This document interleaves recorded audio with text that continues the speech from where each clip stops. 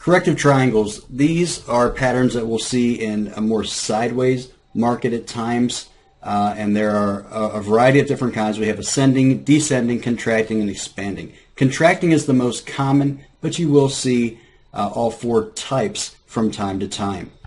You'll see these particular patterns in the B waves or the X waves. One thing to note about triangles is they're difficult to label at times until they're almost finished, and they're even more difficult to trade because they can expand, creating new label points. So you'll normally see I don't label a triangle unless there's not much of other choice. I'll sometimes put it as an alternate, and very rarely do I try to trade it unless it's really clear to me. And a little trick about the most common triangle anyway, which is a contracting triangle, is when you see a contracting triangle, normally once price exits that triangle, a very good target is the equal legs, or 100% of the base of the triangle. All right, and we'll show that here in a moment. And then when you're looking at the correction, a very common target is the very bottom of the triangle. So let's just go ahead and let me get a chart here. All right, here's the euro dollar Japanese yen pair, and right here you can see a triangle. All right, and this is a regular contracting triangle. So I'm just going to kind of draw this like this so we can see this. Okay, here's that triangle consolidation. I'll put some labels on this as well, and I'll just go ahead and label this as an A right here, B. And I'm using larger labels than I want to, but that's okay. At least you can see them. C, D, and then this pullback right here in E.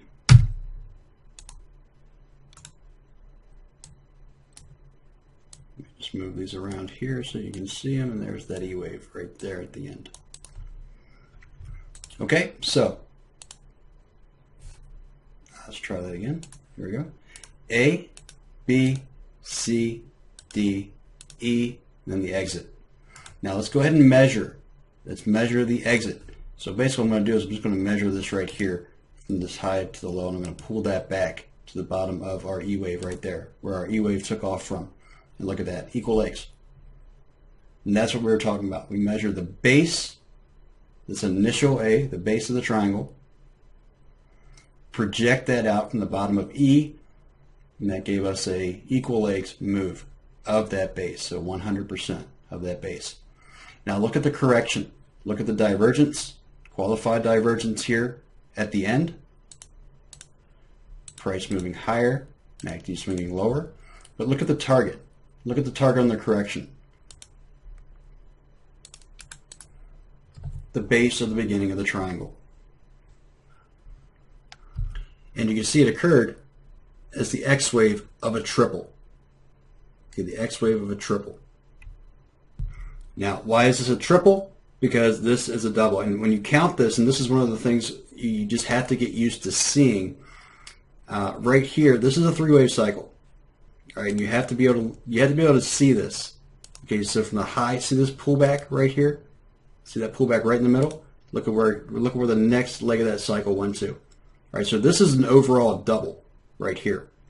Here's your initial move, your X wave setback, your second leg of your double. It's a three-wave cycle. Move to equal legs after this initial pullback. Now it's very sharp, so it's a very bullish sign. It's a bullish sign for a continuation. It's also an extended move. It's also an extended move. And you'll see that by drawing from this low to the high, pull that back. All right, and now we're going to add on our extension, our 1618, and you can see this extended right to that 162% of this cycle. Okay? Folks, the market is very mathematical, and you're going to see this the more you go through. The more you go through and look at these and look for these types of setups, you're going to see it. This is an extension setup that we're going to teach you.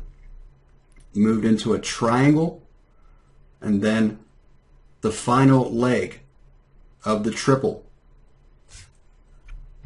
before correcting the entire cycle. Let's pull our fibs on the entire cycle. 50 to 62%. Okay, that's the other major level we're going to watch, the major zone, the 50 to 62% zone on a correction. That's right where the market corrected to. After this triple, we corrected 50 to 62%. Okay, so you have a W, X, Y, X, triangle X, your Z wave to finish the triple, a larger cycle label. Now you have a correction or a potential reversal. Okay, we'll have to determine that as we move forward. Then we move into another cycle. Okay, so hopefully this is all starting to come together. And trust me when I tell you, the more you go through charts and see this, the more it's amazing. It really is amazing how patterned the markets actually are. Okay, folks, so anyway, that's triangles. I know I tend to go into the other patterns here as well, but we wanted to talk about the triangles, and triangles aren't very common. They're really not that common in the market, but when we do see them, the most common triangle that we do see is a contracting triangle, or otherwise known as a symmetrical triangle.